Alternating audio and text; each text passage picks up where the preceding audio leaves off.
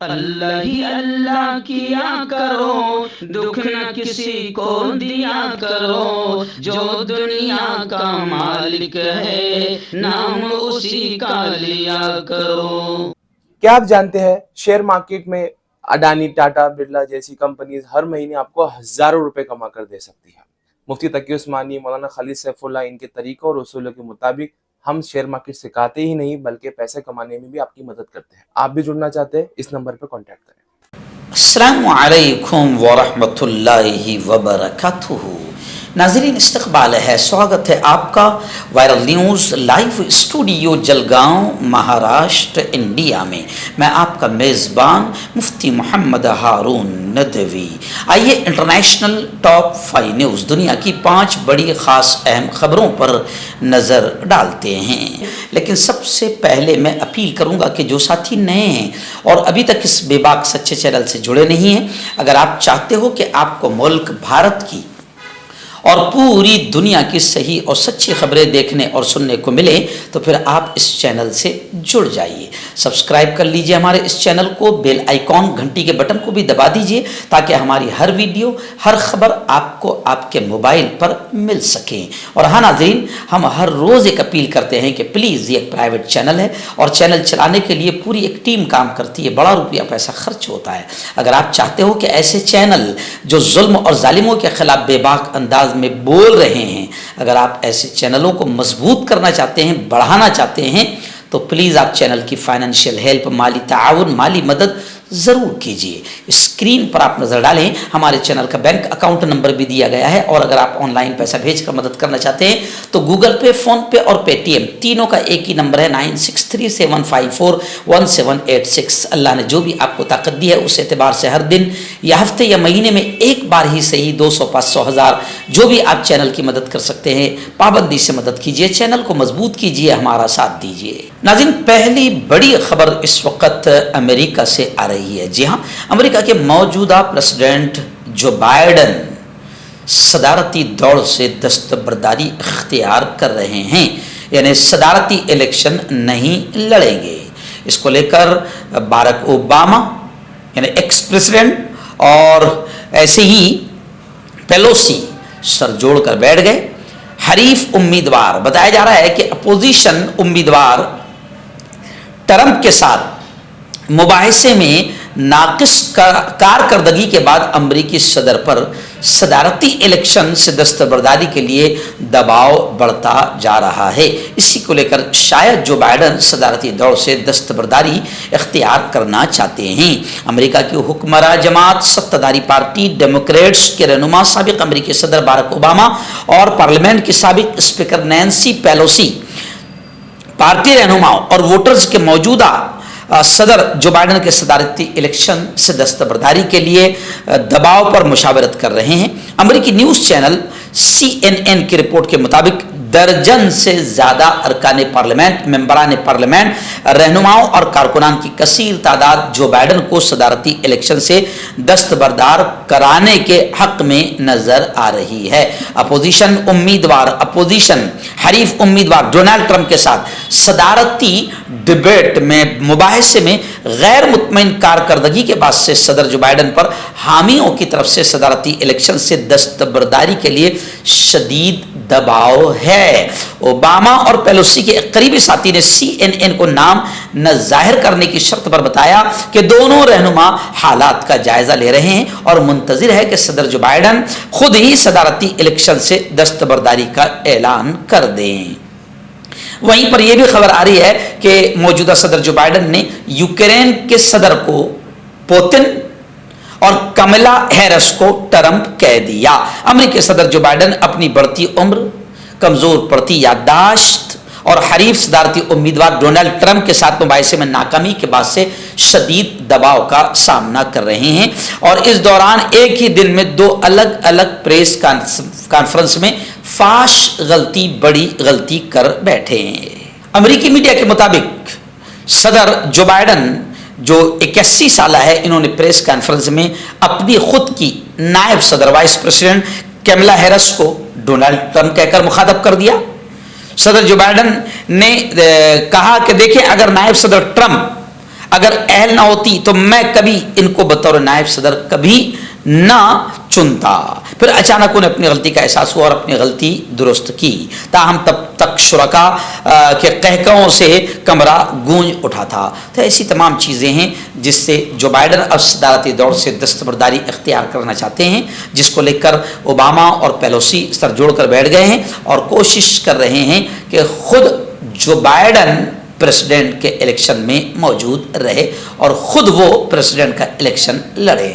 ناظرین، بڑی خبر آ رہی ہے۔ جی ہاں، امریکہ کے موجودہ صدر پریسیڈنٹ جو بائیڈن کا بڑا بیان آیا ہے۔ انہوں نے کہا ہے کہ اسرائیل غزہ جنگ اب ختم ہونی چاہیے اور اسرائیل کو غزہ پر قبضہ نہیں کرنا چاہیے۔ جو بائیڈن کا ایسا بیان آیا ہے۔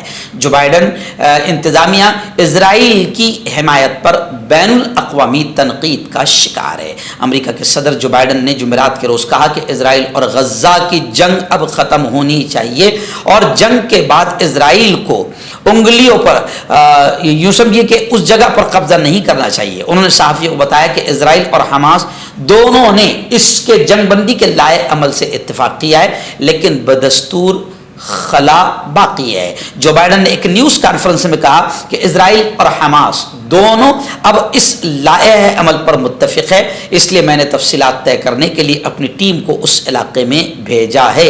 نیز جو بائیڈن نے یہ بھی کہا یہ مشکل اور پیچیدہ مسائل ہے، ابھی خلا کا پر ہونا باقی ہے، مگر اب یہ جنگ ختم ہونی چاہیے۔ وہیں پر اقوام متحدہ UNO کا بھی بڑا بیان آیا ہے کہ غزہ کے مکینوں کا انخلا، یعنی غزہ کے رہنے والے لوگ جو وہاں سے نکل رہے ہیں، اجتماعی مصائب اور المیہ بڑھا دے گا، یعنی ان کا وہاں سے نکلنا یہ اجتماعی طور پر مصیبتوں کو اور زیادہ بڑھائے گا۔ ناظرین، پڑوسی ملک نیپال سے بڑی خبر آ رہی ہے کہ نیپال میں ایک پہاڑی تودے کی زد میں آ کر دو بسیں دریا ہی میں جا گری، جن میں 65 مسافر لاپتہ بتائے جا رہے ہیں۔ نیپال کی راجدھانی کاٹمانڈو کے مضافات میں لینڈ سلائیڈنگ کی وجہ سے 2 بسیں دریا میں جا گری۔